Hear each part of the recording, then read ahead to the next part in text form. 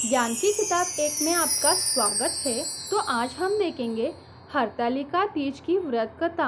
यह हरतालिका व्रत कथा शिव जी ने ही माँ पार्वती को सुनाई थी। भगवान शिव ने इस कथा में माँ पार्वती को उनका पिछला जन्म याद दिलाया था। हे गौरा, पिछले जन्म में तुमने मुझे पाने के लिए बहुत छोटी उम्र में कठोर तप और घोर तपस्या की थी।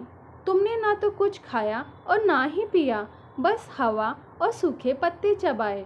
जला देने वाली गर्मी हो या कंपा देने वाली ठंड, तुम नहीं हटी, डटी रही। बारिश में भी तुमने जल नहीं पिया। तुम्हें इस हालत में देखकर तुम्हारे पिता दुखी थे। उनको दुखी देखकर नारद मुनि आए और कहा कि मैं भगवान विष्णु के भेजने पर यहाँ आया हूँ। वह आपकी कन्या की विवाह करना चाहते हैं। इस बारे में आपकी राय जानना चाहता हूँ।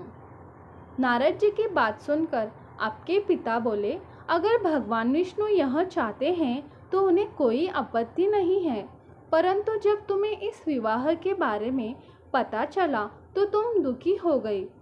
तुम्हारी एक सहेली ने तुम्हारे दुख का कारण पूछा तो तुमने कहा कि मैंने सच्चे मन से भगवान शिव का पति वर्णन किया है, किंतु मेरे पिता ने मेरा विवाह विष्णु जी के साथ तय कर दिया है।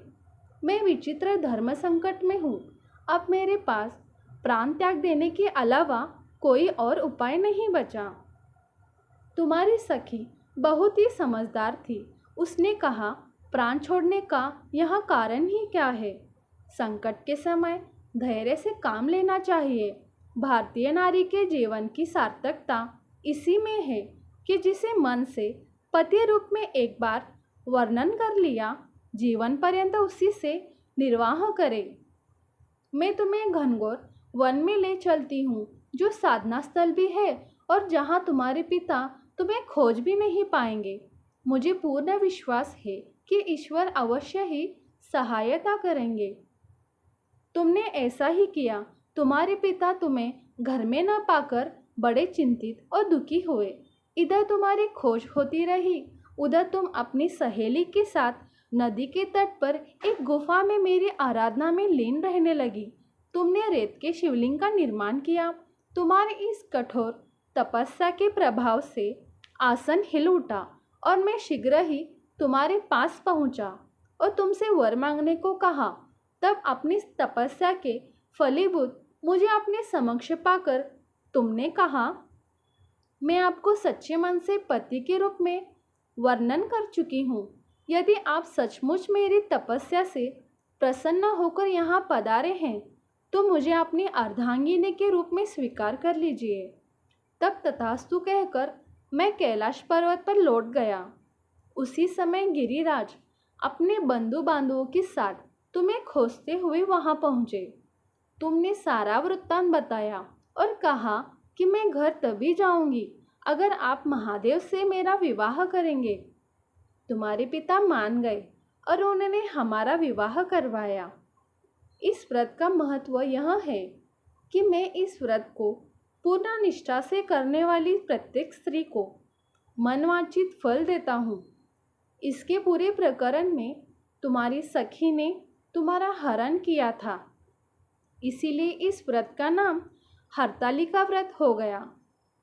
इस व्रत से जुड़ी एक मान्यता यह है, इस व्रत को करने वाली स्त्रियां पार्वती जी के समान ही सुखपूर्वक पति रमन करके शिवलोक को जाती है।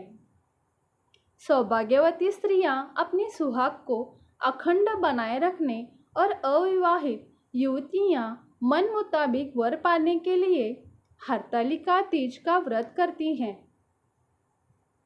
इस दिन व्रत करने वाली स्त्रियां सूर्योदय से पूर्व ही उठ जाती हैं और नहाकर पूरा श्रृंगार करती हैं। पूजन के लिए केले के पत्तों से मंडप बनाकर गौरी शंकर की प्रतिमा स्थापित की जाती है। इसके साथ पार्वती जी को सुहाग का सारा सामान चढ़ाया जाता है।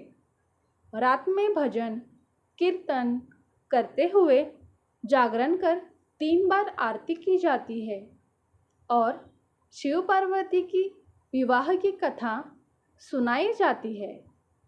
इस व्रत के व्रती को शयन का निषेध है, मतलब सोना मना है। इसके लिए उसी रात्रि में भजन कीर्तन के साथ रात्रि जागरण करना पड़ता है। प्रातः काल स्नान करके पश्चात श्रद्धा एवं भक्तिपूर्वक किसी सुपात्र सुहागिन महिला को श्रृंगार सामग्री, वस्त्र, खाद्य सामग्री, फल, मिष्ठान्न एवं यथाशक्ति आभूषण का दान करना चाहिए। रेत की शिवलिंग बनाए हैं तो उनका जलाशय में विसर्जन करना चाहिए और खीरा खाकर व्रत को संपन्न किया जाता है। जो व्यक्ति इस कथा को श्रद्धापूर्वक सुनता है या सुनाता है, उसके सभी मनोकामनाएं पूरी होती हैं और वह सुख समृद्धि को प्राप्त करता है। तो ऐसे ही वीडियो पाने के लिए ज्ञान की किताब 1 को लाइक करें, शेयर करें, कमेंट करें और सब्सक्राइब करें। धन्यवाद।